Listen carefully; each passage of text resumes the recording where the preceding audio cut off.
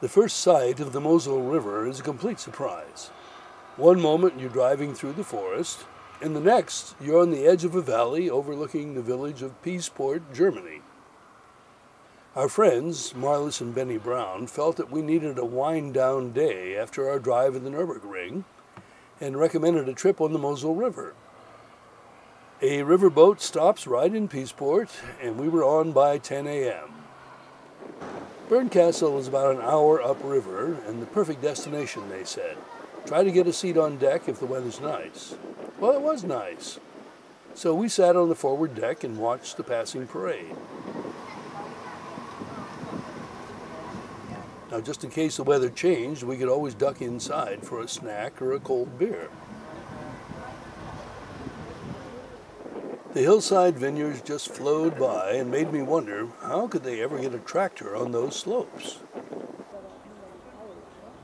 The Mosel is a working river, and barges seem to be the lifeblood of the region. They haul just about anything that will fit and won't sink them.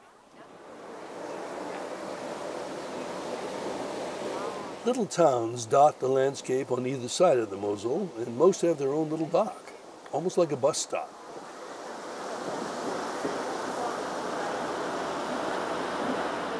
Traffic on the river is not limited to boats, however. My sharp eye picked out a yellow blob on the bank that turned out to be a Piper Cub airplane on floats. With all the traffic on the river, it seems like it would be like taking off and landing on an LA freeway.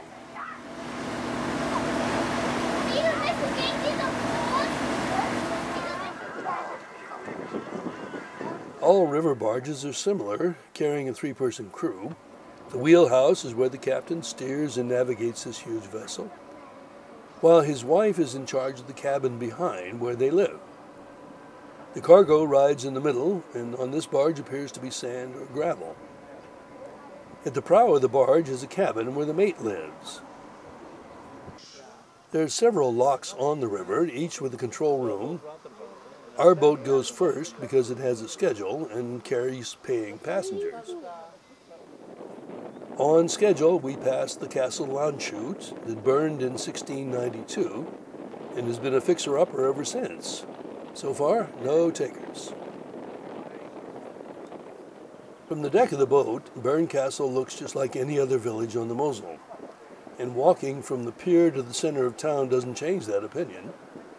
But when you walk into the town square, suddenly it's the 17th century, perfectly preserved. The narrow pointed house is from 1416, and the reddish-colored town hall was built in 1608. Naturally, this medieval market square causes a crowd reflex, and out come the cameras. In my case, I had a still camera and my camcorder. It also brings out the crowds, and people mill around looking for nothing in particular but sopping up the Gemütlichkeit. We, however, had a mission. We'd promised Marlis and Benny Brown that we'd provide the wine if they cooked dinner tonight, so we were looking for a wine shop. Problem solved, since wine shops here are as thick as curio shops in a Mexican border town. The shop owner recommended a Bernkastler Riesling, and we were out of there in a flash. There was time before the boat, so we had a glass of wine at a cafe bar, where we struck up a conversation with the Norwegian couple. He had an American accent, though. Of course, he said, I worked at the studios in Hollywood for 20 years. So we toasted that.